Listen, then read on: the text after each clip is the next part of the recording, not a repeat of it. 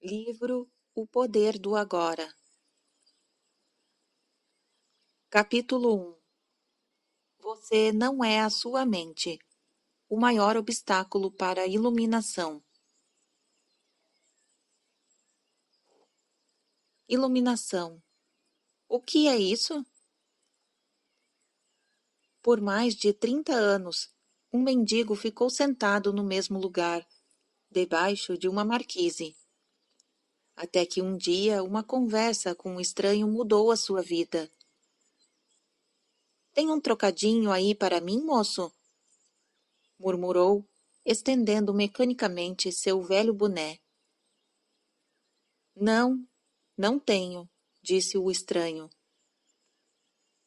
O que há nesse baú debaixo de você? Nada. Isso aqui é só uma caixa velha.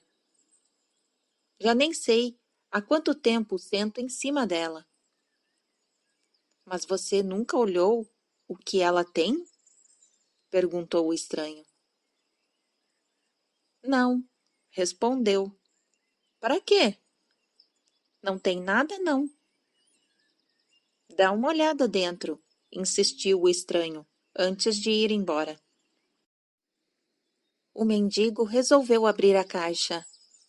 Teve que fazer força para levantar a tampa e mal conseguiu acreditar ao ver que o velho caixote estava cheio de ouro.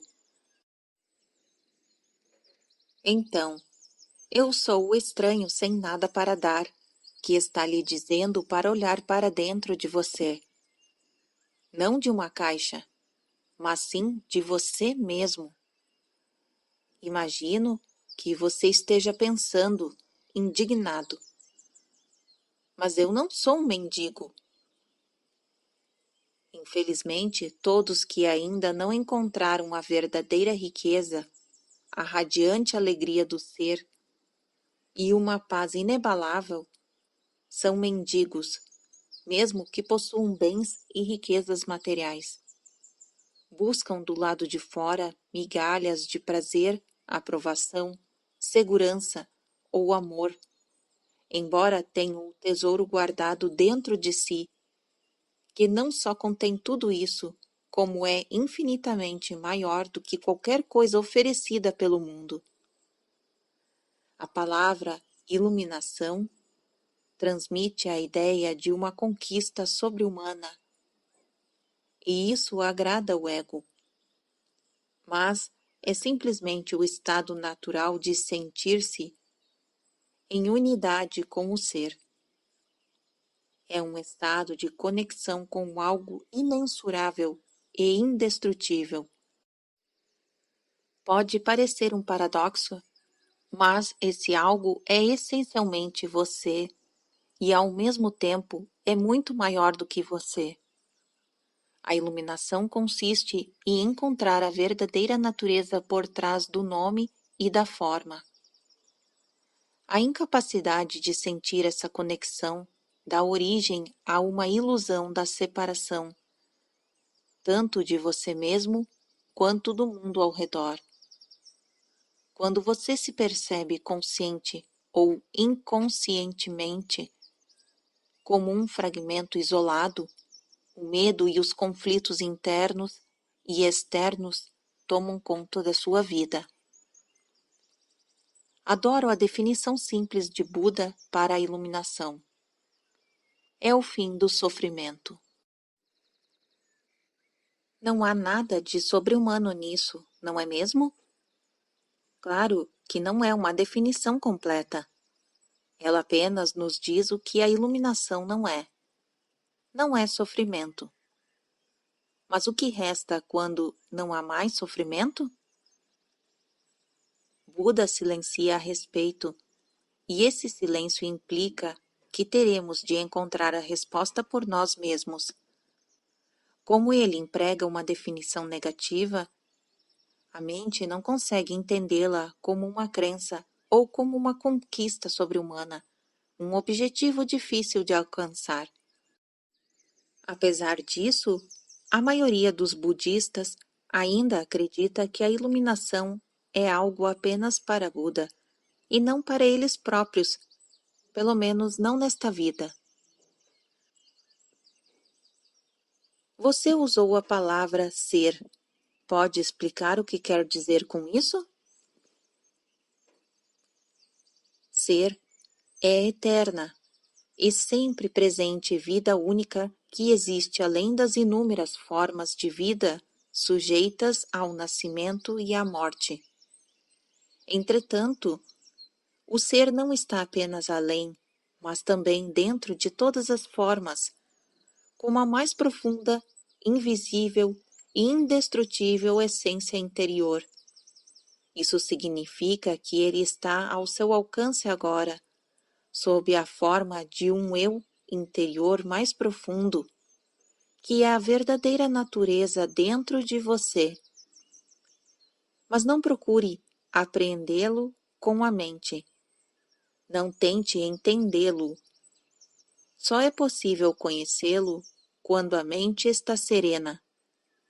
Se estiver alerta com toda a sua atenção voltada para o agora, você até poderá sentir o ser, mas jamais conseguirá compreendê-lo mentalmente. Recuperar a consciência do ser e submeter-se a esse estado de percepção dos sentidos é o que eu chamo de iluminação. Observação. O autor apresenta o símbolo de pausa para que você faça uma reflexão sobre o texto lido. Continuação da narrativa. O que você diz ser está falando sobre Deus? Se estiver, por que não diz expressamente? A palavra Deus tornou-se vazia de significado ao longo de milhares de anos de utilização imprópria. Emprego-a ocasionalmente, mas com moderação. Considero imprópria a sua utilização por pessoas que jamais tiveram a menor ideia do reino do sagrado, da infinita imensidão contida nessa palavra, mas que a usam com grande convicção, como se soubessem do que estão falando. Existem ainda aqueles que questionam o termo, como se soubessem o que está sendo discutido.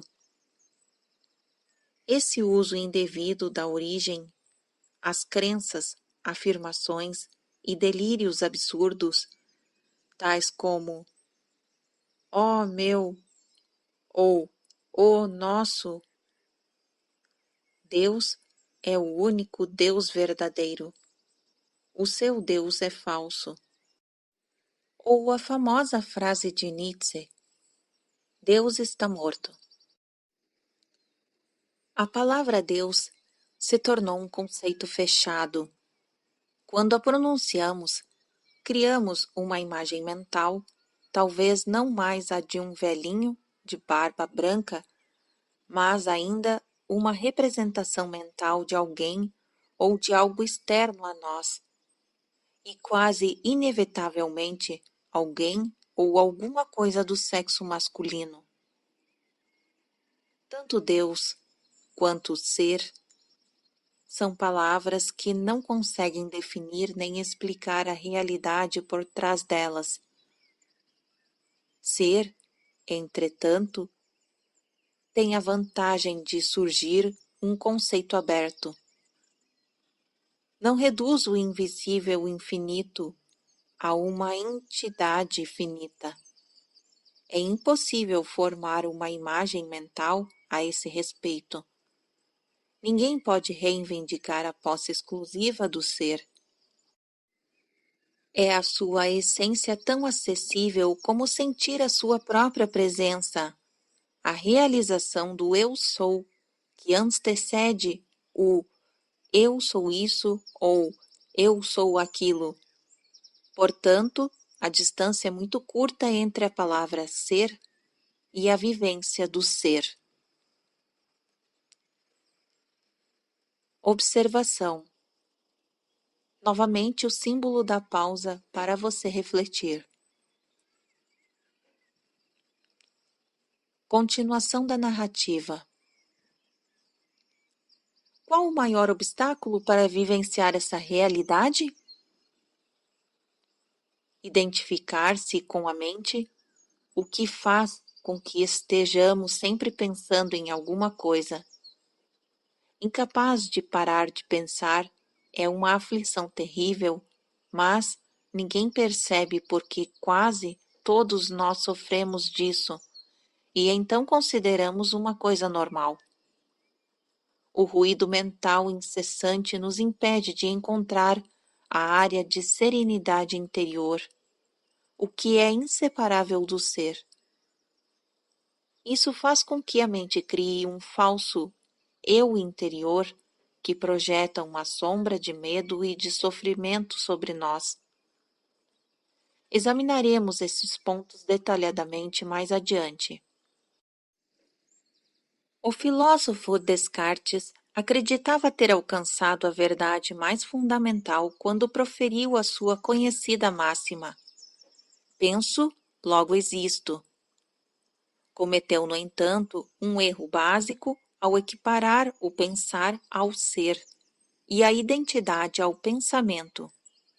O pensador compulsivo, ou seja, quase todas as pessoas, vive em um estado de aparente isolamento em um mundo povoado de conflitos e problemas. Um mundo que reflete a fragmentação da mente em uma escala cada vez maior. A iluminação é um estado de plenitude, de estar em unidade e, portanto, em paz. Em unidade tanto com o universo quanto o seu eu interior mais profundo, ou seja, o ser. A iluminação é o fim, não só do sofrimento e dos conflitos internos e externos permanentes, mas também da aterrorizante escravidão do pensamento. Que maravilhosa libertação! Se nos identificamos com a mente, criamos uma tela opaca de conceitos, rótulos, imagens, palavras, julgamentos e definições que bloqueia todas as relações verdadeiras. Essa tela se situa entre você e o seu eu interior, entre você e o próximo, entre você e a natureza, entre você e Deus. É essa tela de pensamentos que cria uma ilusão de separação, uma ilusão de que existe você e um outro totalmente à parte. Esquecemos o fato essencial de que debaixo do nível das aparências físicas, formamos uma unidade com tudo aquilo que é. Por esquecermos, quero dizer que não sentimos mais essa unidade como uma realidade evidente por si só. Podemos até acreditar que isso seja uma verdade, mas não mais a reconhecemos como verdade. Acreditar pode até trazer conforto. No entanto, a libertação só pode vir através da vivência pessoal. Pensar se tornou uma doença. A doença acontece quando as coisas se desequilibram. Por exemplo, não há nada de errado com a divisão e a multiplicação das células no seu corpo. Mas quando esse processo acontece sem levar em conta o organismo como um todo, as células se proliferam e temos a doença. Se for usada corretamente, a mente é um instrumento magnífico. Entretanto, quando a usamos de forma errada, ela se torna destrutiva.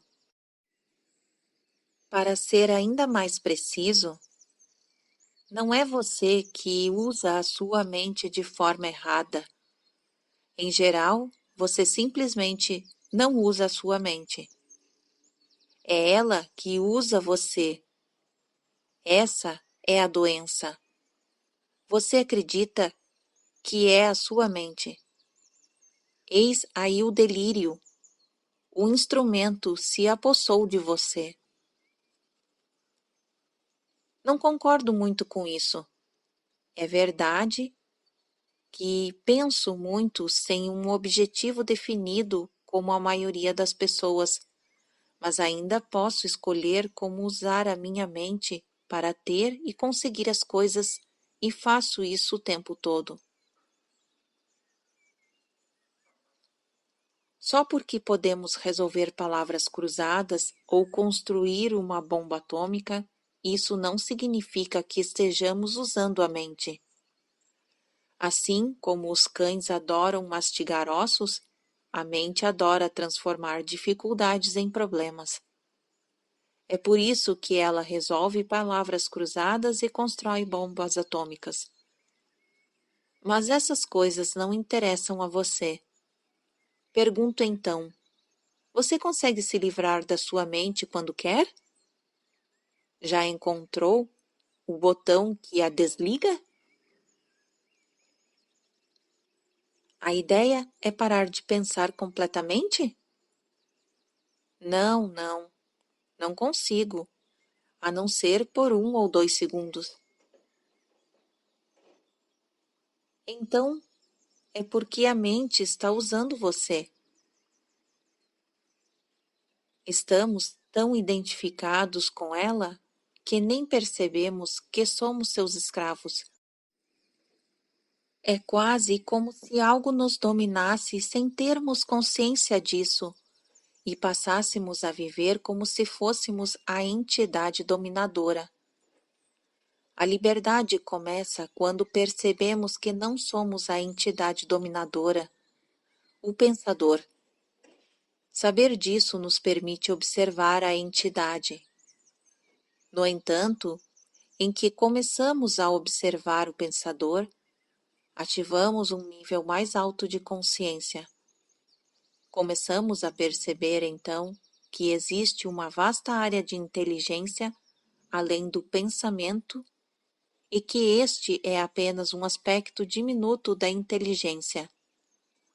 Percebemos também que todas as coisas realmente importantes, como a beleza, o amor, a criatividade, a alegria e a paz interior, surgem de um ponto além da mente. É quando começamos a acordar.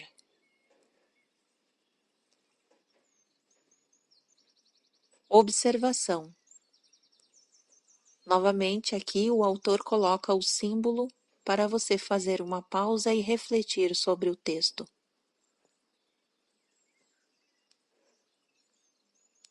Continuação da narrativa. Libertando-se da sua mente. O que você quer dizer exatamente com observar o pensador? Quando alguém vai ao médico e diz: ouço uma voz dentro da minha cabeça, provavelmente será encaminhado a um psiquiatra. Da mesma forma, ou de outra praticamente, todas as pessoas ouvem uma voz, ou algumas vozes, o tempo todo dentro da cabeça. São os processos involuntários do pensar, que acreditamos que não podemos interromper, manifestando-se como monólogos ou diálogos contínuos. Você já deve ter cruzado na rua com pessoas doidas falando sem parar, ou resmungando consigo mesmas. Não há nisso nada de diferente do que acontece com você e com outras pessoas normais, exceto que vocês não falam alto.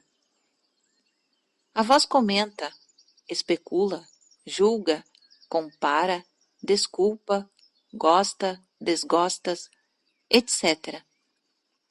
A voz não precisa ser relevante para a situação do momento, pois ela pode estar revivendo o passado recente ou remoto, ou ensaiando ou imaginando possíveis situações futuras.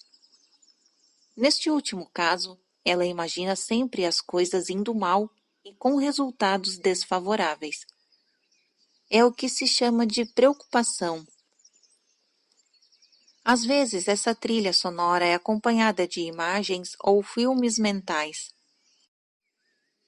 Mesmo que tenha alguma relação com o momento, a voz será interpretada em termos do passado.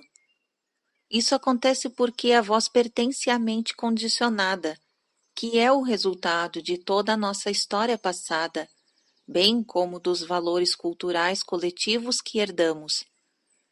Assim, vemos e julgamos o presente com os olhos do passado e construímos uma imagem totalmente distorcida. Não é raro que a voz se torne o pior inimigo de nós mesmos. Muitas pessoas vivem como um torturador em suas cabeças, que as ataca e as pune sem parar, drenando sua energia vital. Essa é a causa de muitas angústias e infelicidades, assim como de doenças. A boa notícia é que podemos nos libertar de nossas mentes. Essa é a única libertação verdadeira. Dê o primeiro passo neste exato momento. Comece a prestar atenção ao que a voz diz, principalmente aos padrões repetitivos de pensamento. Aquelas velhas trilhas sonoras que você escuta dentro da sua cabeça há anos. É isso o que eu quero dizer com observar o pensador. É um outro modo de dizer o seguinte: ouça a voz dentro da sua cabeça, esteja lá presente como uma testemunha. Seja imparcial ao ouvir a voz, não julgue nada. Não julgue ou condene o que você ouve. Por fazer isso significaria que a mesma voz acabou de voltar pela porta dos fundos. Você logo perceberá. Lá está a voz, e aqui estou eu, ouvindo-a e observando-a.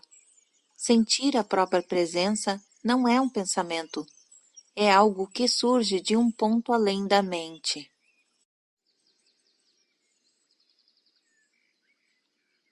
Observação. O autor, novamente, apresenta o símbolo de reflexão para você fazer uma pausa.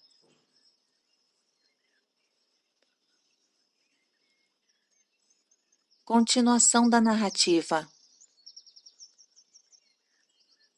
Assim, ouvir um pensamento significa que você está consciente, não só do pensamento, mas também de você mesmo, como uma testemunha daquele pensamento. Isso acontece porque uma nova dimensão da consciência acabou de surgir. Quando você ouve o pensamento, sente uma presença consciente, que é o seu eu interior mais profundo por trás ou por baixo do pensamento.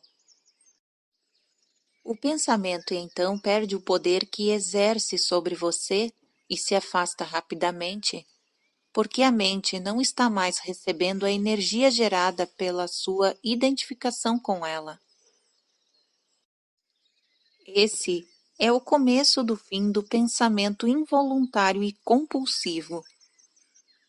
Quando um pensamento se afasta, percebemos uma interrupção no fluxo mental, um espaço de mente vazia.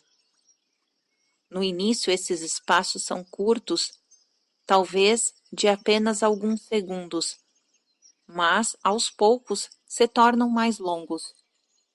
Quando esses espaços acontecem, sentimos uma certa serenidade e paz interior.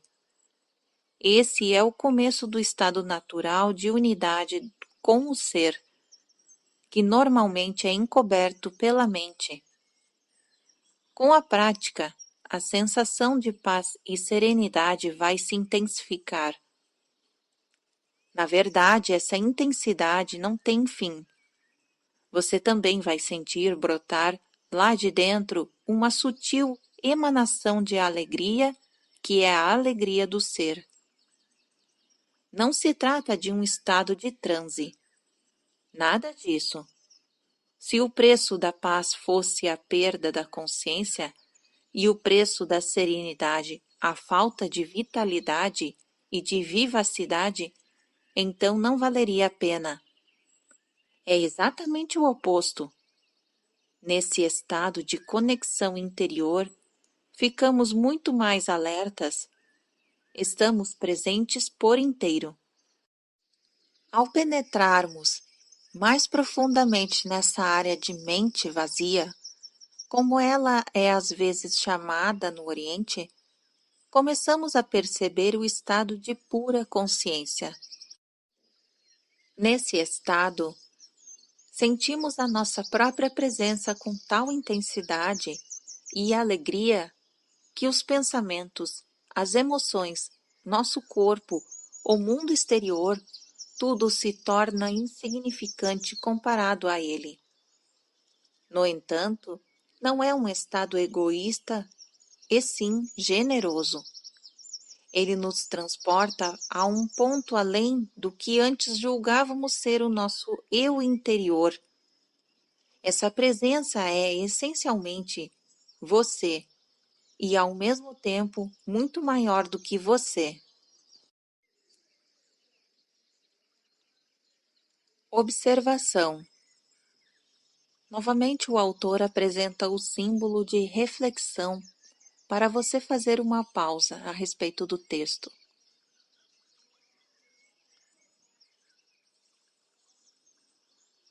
Continuação da narrativa. Em vez de observar o pensador, podemos também criar um espaço no fluxo da mente, direcionando o foco da nossa atenção para o agora. Torne-se consciente do momento. Isso é profundamente gratificante de se fazer. Agindo assim, desviamos a consciência para longe da atividade da mente e criamos um espaço na mente vazia, em que ficamos extremamente alertas e conscientes, mas sem pensar. Essa é a essência da meditação. Na vida diária é possível pôr isso em prática dando total atenção a qualquer atividade rotineira normalmente considerada como apenas um meio para atingir um objetivo, de modo a transformá-la em um fim em si mesma. Por exemplo, todas as vezes que você subir ou descer as escadas da casa ou do trabalho, preste muito atenção a cada passo, a cada movimento, até mesmo a sua respiração. Esteja totalmente presente. Ou quando lavar as mãos, preste atenção em todas as sensações provocadas por essa atividade, como o som e o contato da água, o movimento das suas mãos, o cheiro do sabonete e assim por diante. Ou então, quando entrar em seu carro, pare por alguns segundos, depois de fechar a porta, e observe o fluxo da sua respiração. Tome consciência de um silêncio mais poderoso sentido na presença. Para medir sem errar o seu sucesso nessa prática, verifique o grau de paz dentro de você.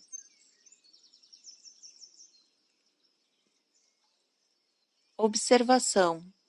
Novamente, o autor apresenta o símbolo para você fazer uma pausa e uma reflexão sobre o texto.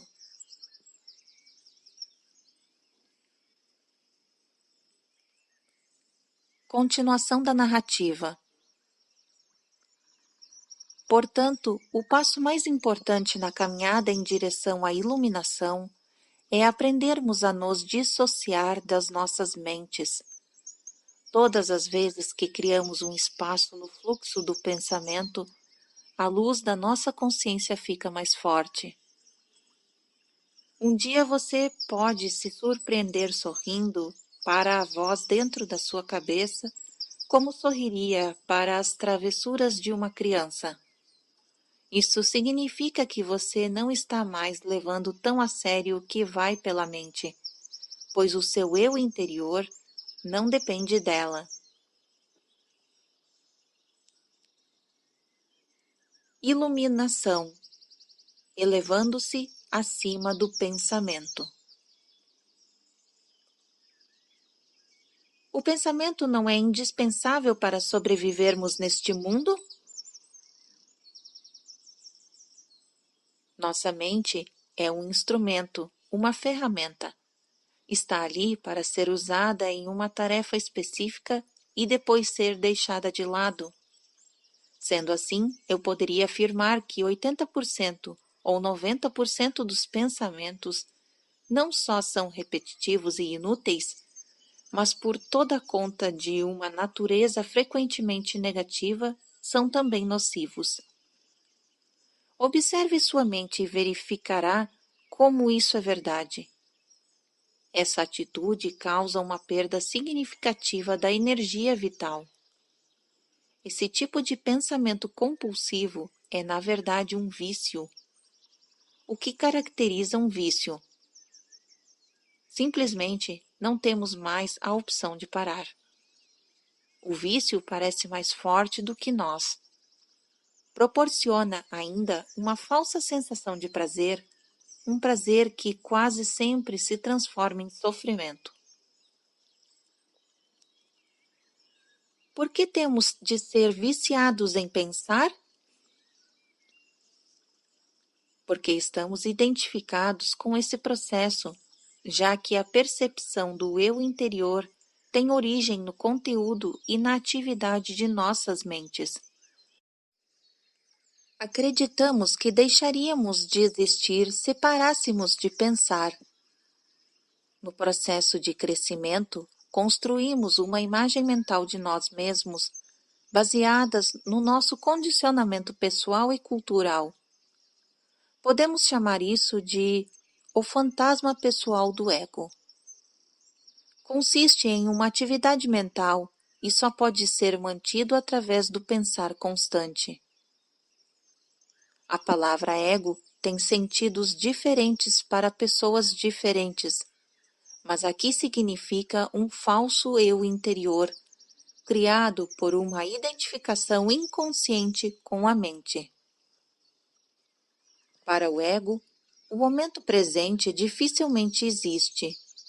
Só o passado e o futuro são considerados importantes. Essa total inversão da verdade explica por que, para o ego, a mente não é totalmente funcional. O ego está sempre preocupado em manter vivo o passado, porque pensa que sem ele não seríamos ninguém. E se projeta no futuro para assegurar a continuação da sua sobrevivência e buscar algum tipo de escape ou satisfação lá adiante.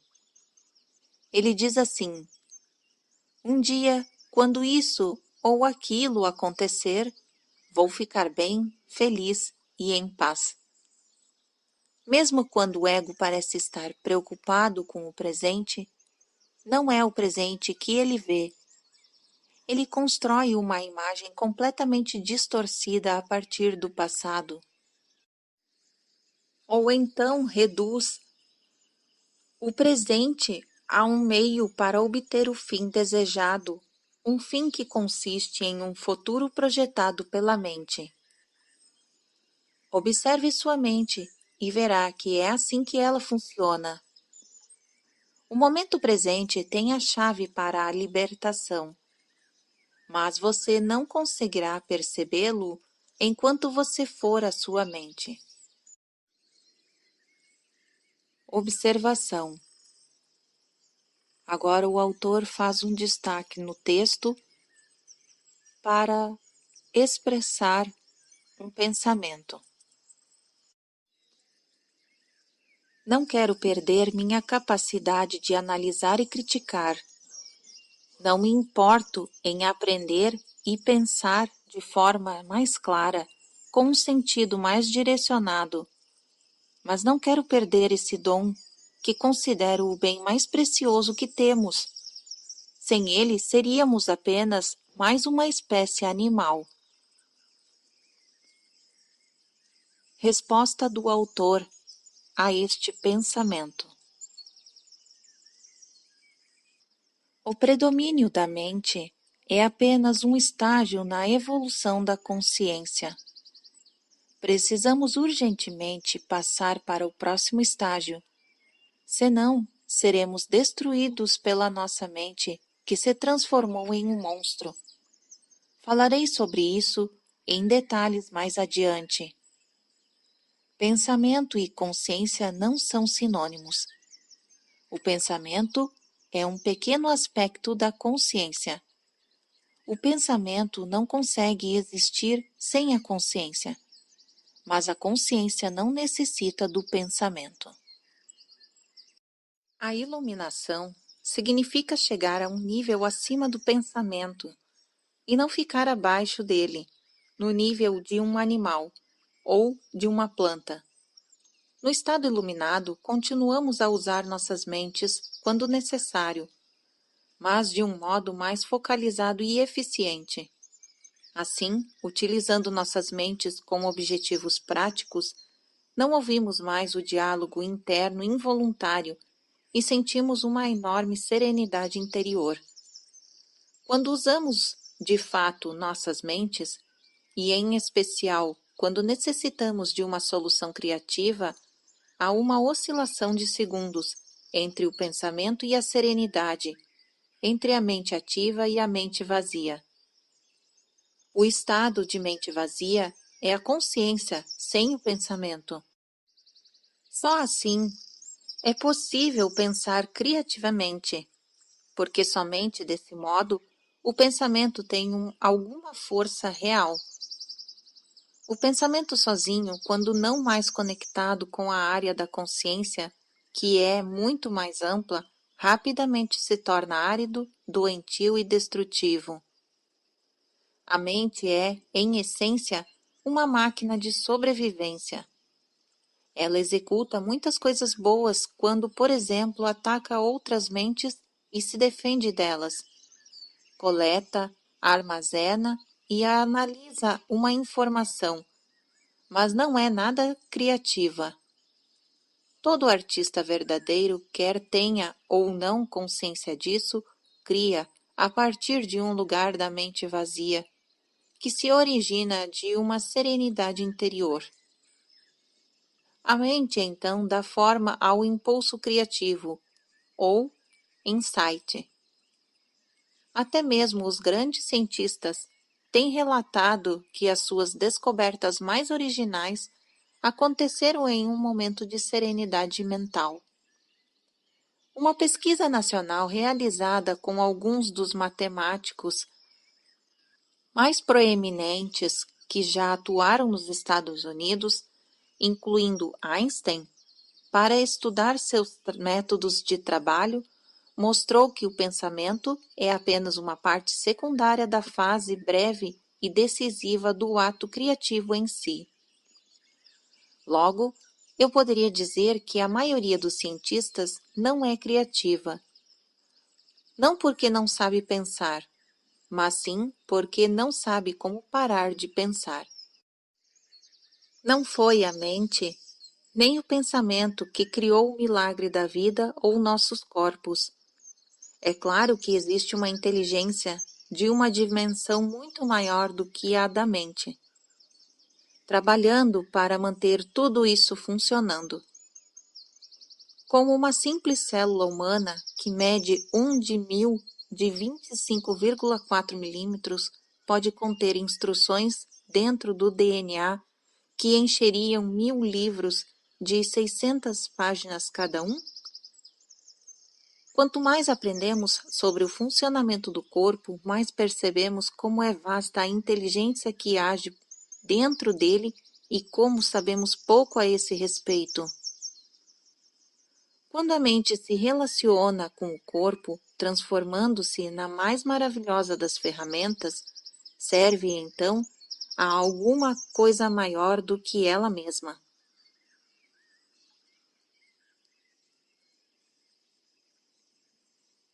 Emoção. A reação do corpo à mente. Outro questionamento, novamente destacado. E quanto às emoções? Elas me dominam muito mais do que a minha mente? O autor responde: a mente, no sentido em que emprego o termo, não é apenas pensamento. Ela inclui nossas emoções, assim como todos os padrões de reação mentais e emocionais inconscientes. A emoção nasce no lugar de onde a mente e o corpo se encontram. É a reação do corpo à nossa mente, ou, podemos dizer, um reflexo da mente no corpo. Por exemplo, um pensamento agressivo ou hostil vai acumulando aos poucos uma energia no corpo, a raiva. O corpo está se preparando para lutar. Já a ideia de que nos encontramos sob uma ameaça física ou psicológica faz com que o corpo se contraia, o que é a manifestação física daquilo que chamamos medo. As pesquisas têm demonstrado que as emoções fortes causam até mesmo mudanças na bioquímica do corpo. Essas mudanças bioquímicas representam um aspecto físico ou material da emoção. Em geral, não temos consciência de todos os nossos padrões de pensamento. Só é possível trazê-los à consciência quando observamos nossas emoções. Quanto mais identificados estivermos com nosso pensamento, com as coisas que nos agradam ou não, com nossos julgamentos e interpretações, ou seja, quanto menos presentes estivermos com consciência observadora, mais forte será a carga de energia emocional. Tenhamos ou não consciência disso. Se você não consegue sentir as suas emoções, se as mantém à distância, terminará por senti-las em um nível puramente físico, como um sintoma ou um problema físico. Muito se tem escrito a respeito disso nos últimos anos, portanto não precisamos nos aprofundar no assunto. É possível que um forte padrão emocional inconsciente venha a se manifestar como um acontecimento externo, algo que parece acontecer só com você.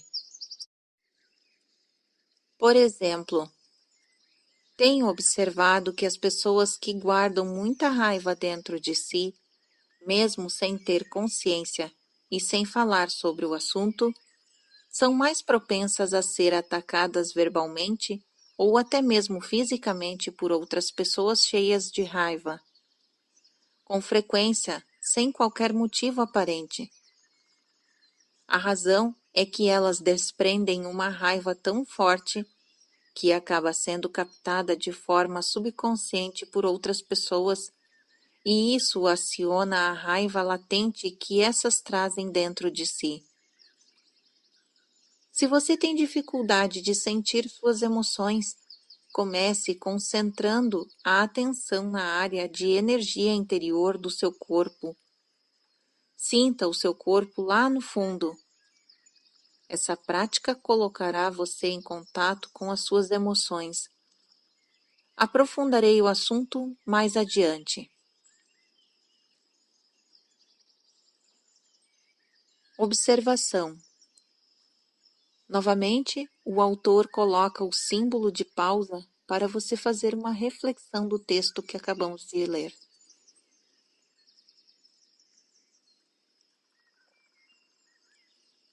Continuação da narrativa.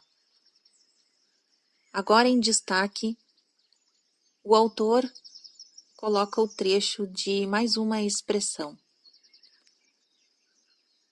Você diz que a emoção é o reflexo da mente no corpo, mas, às vezes, ocorre um conflito entre os dois quando a mente diz não e a emoção diz sim, ou vice-versa. Resposta do autor. Se quisermos conhecer mesmo a nossa mente, o corpo sempre nos dará um reflexo confiável.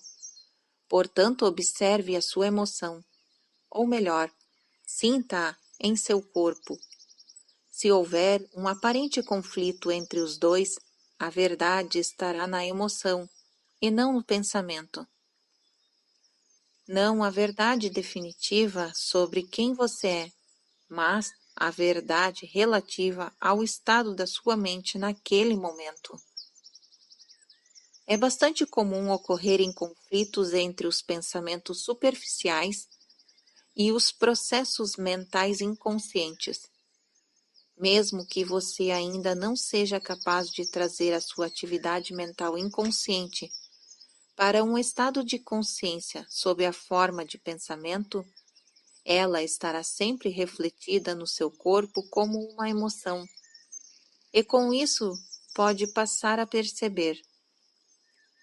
Observar uma emoção, por exemplo, por esse ângulo, é basicamente o mesmo que ouvir ou observar um pensamento, como descrevi anteriormente.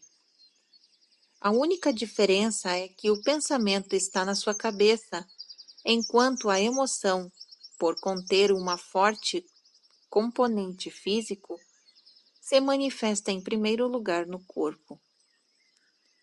Você pode permitir que a emoção esteja ali, sem deixar que ela assuma o controle. Você não é mais a emoção. Você é o observador, a presença que observa. Ao praticar isso, tudo o que está inconsciente será trazido à luz da sua consciência.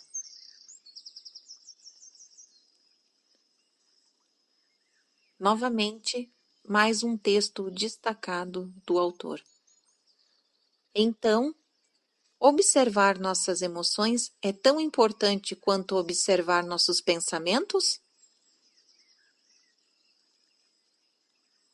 O autor responde: sim. Habitue-se a perguntar o que está acontecendo com você nesse exato momento. Essa questão lhe indicará a sua direção certa. Mas não analise apenas observe. Concentre sua atenção dentro de você. Sinta a energia da emoção. Se não há emoção presente, concentre sua atenção mais no fundo, no campo da energia interna do seu corpo. Essa é a porta de entrada para o ser.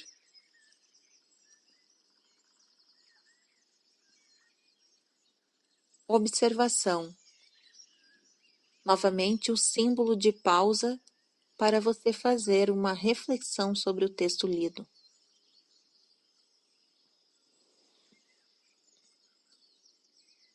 Continuação da narrativa.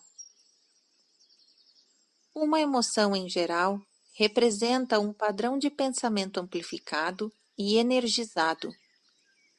Por conta da carga energética quase sempre excessiva que ela contém, não é fácil, a princípio, termos condições para absorvê-la. A emoção quer assumir o controle e quase sempre consegue, a menos que você esteja presente e alerta. Se você for empurrado para uma identificação inconsciente com a emoção, ela se tornará temporariamente você. É comum se estabelecer um círculo vicioso entre o pensamento e a emoção, porque um alimenta o outro. O padrão do pensamento cria um reflexo amplificado de si mesmo na forma de uma emoção, fazendo com que a frequência vibratória desta permaneça alimentando o padrão de pensamento original. Ao lidar mentalmente com a situação, acontecimento ou pessoa que é identificada como causadora da emoção, o pensamento fornece energia para a emoção, a qual, por sua vez, energiza o padrão de pensamento e assim por diante. Basicamente, todas as emoções são modificações de uma emoção primitiva, não diferenciada, cuja origem é a perda da percepção de quem somos por trás do nome e da forma. É difícil encontrar um nome que descreva essa emoção primitiva. A palavra medo é muito próxima, mas, além do sentido de ameaça permanente, ela pode ser entendida como um profundo sentimento de abandono e incompletude. Por isso, talvez seja melhor usar uma palavra que não se confunda tanto com aquela emoção básica e chamar isso simplesmente de sofrimento. Uma das principais tarefas da mente, uma das razões da sua atividade incessante, é a de combater ou eliminar o sofrimento emocional, embora ela invariavelmente só consiga encobri-lo por um tempo. De fato, quanto mais a mente tenta se livrar do sofrimento, mais ele aumenta.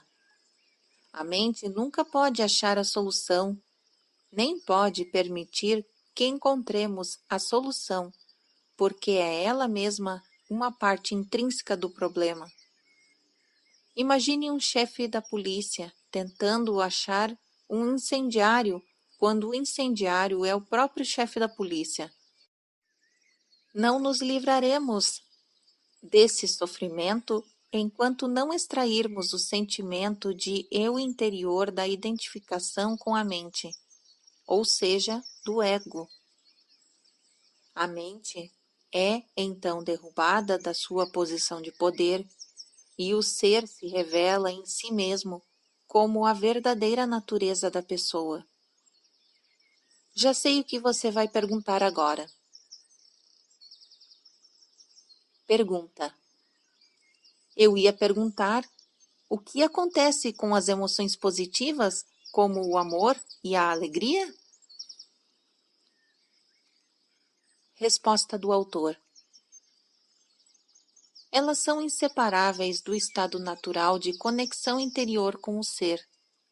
Sempre que houver um espaço no fluxo dos pensamentos, podem ocorrer lampejos de amor e alegria, ou breves instantes de uma paz profunda. Para a maioria das pessoas, tais espaços raramente acontecem, e mesmo assim, por acaso, nas ocasiões em que a mente fica sem palavras, instigada por uma beleza estonteante, uma exaustão física extrema ou mesmo um grande perigo, de repente se instala uma serenidade interior. E dentro dessa serenidade existe uma alegria sutil mais intensa, existe amor, existe paz. Normalmente, tais momentos têm vida curta, pois a mente logo reassume essa atividade barulhenta a que chamamos pensar. O amor, a alegria e a paz não conseguem florescer a menos que tenhamos nos livrados do domínio da mente. Mas eu não os chamaria de emoções. Eles estão por baixo das emoções em um nível mais profundo. Portanto, precisamos nos tornar plenamente conscientes de nossas emoções e ser capazes de senti-las, antes de ser capazes de sentir aquilo que está além delas. A palavra emoção significa literalmente desordem. A palavra vem do latim emovere, que significa movimentar. O amor, a alegria e a paz são estados profundos do ser, ou melhor, três aspectos do estado de ligação interior com o ser. Assim, não possuem opositores pela simples razão de que surgem por trás da mente. As emoções, por outro lado, sendo uma parte da mente dualística, estão sujeitas às leis dos opostos. Isso quer dizer simplesmente que não se pode ter o bom sem que haja o mal. Portanto, numa condição não iluminada de identificação com a mente, aquilo que algumas vezes é erroneamente chamado de alegria é o lado geralmente breve do prazer, dentro da alternância contínua do ciclo sofrimento-prazer. O prazer sempre se origina de alguma coisa externa a nós, ao passo que a alegria nasce do nosso interior. A mesma coisa que proporciona prazer hoje provocará sofrimento amanhã ou nos abandonará, e essa ausência causará sofrimento. Do mesmo modo, o que se costuma chamar de amor pode ser prazeroso e excitante por um tempo, mas é um apego adicional, uma condição de necessidade extrema que pode vir a se transformar no oposto em um piscar de olhos. Muitas relações amorosas, passadas a euforia inicial, oscilam entre o amor e o ódio, a atração e a agressão. O amor verdadeiro não permite que você sofra. Como poderia? Não se transforma em ódio de repente, assim como a verdadeira alegria não se transforma em sofrimento.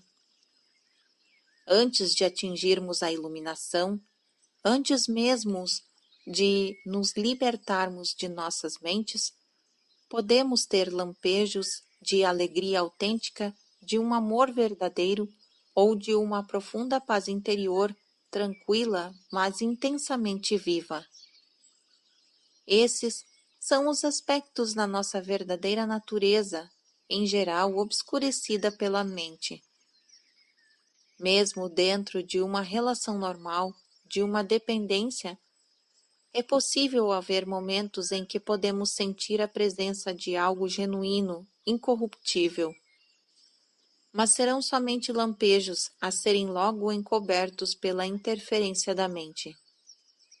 Você poderá ficar com a impressão de que teve alguma coisa muito valiosa, mas a perdeu, ou a sua mente pode lhe convencer de que tudo não passou de uma ilusão. A verdade é que não foi uma ilusão, e você também não perdeu nada. Esse algo valioso é parte do seu estado natural. Pode estar encoberto, mas nunca ser destruído pela mente. Mesmo quando o céu está totalmente coberto, o sol não desapareceu. Ainda está lá por trás das nuvens. Buda diz que a dor ou o sofrimento surge através de desejos ou anseios, e que para se libertar da dor é preciso romper as amarras do desejo. O autor. Todos os anseios nascem da busca da mente por salvação ou satisfação nas coisas externas e no futuro, como substitutos da alegria do ser. Se somos nossas mentes, somos aqueles anseios, aquelas necessidades, desejos, apegos e aversões.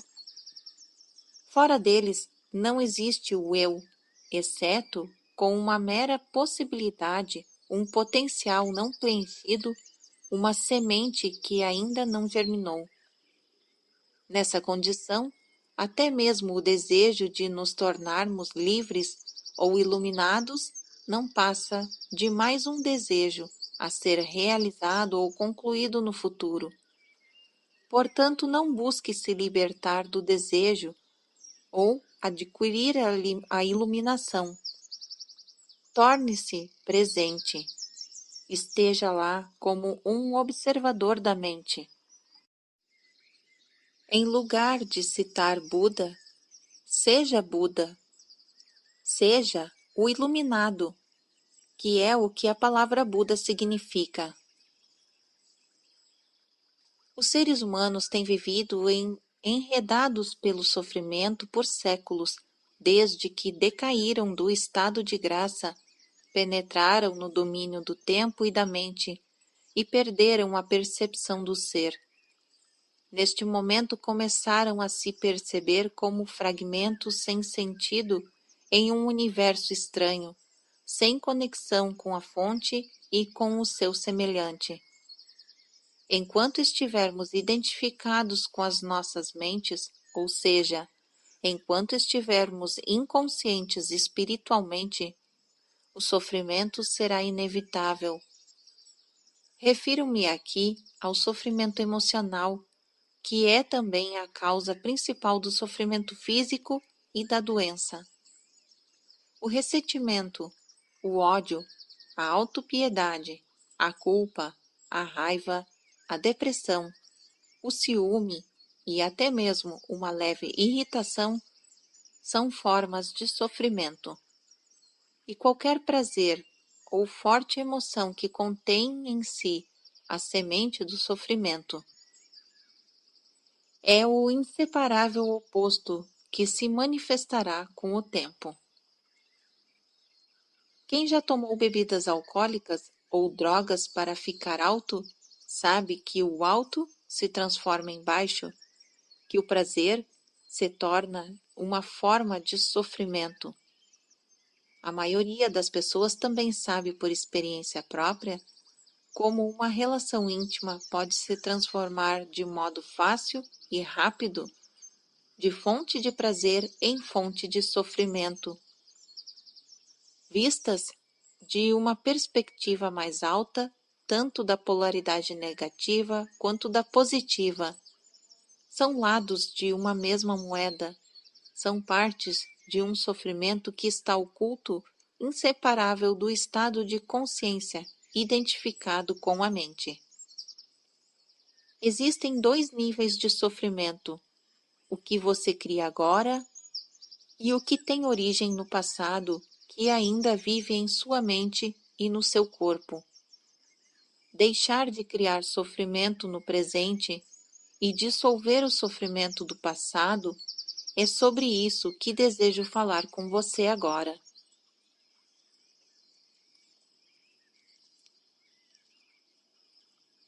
Fim do capítulo 1.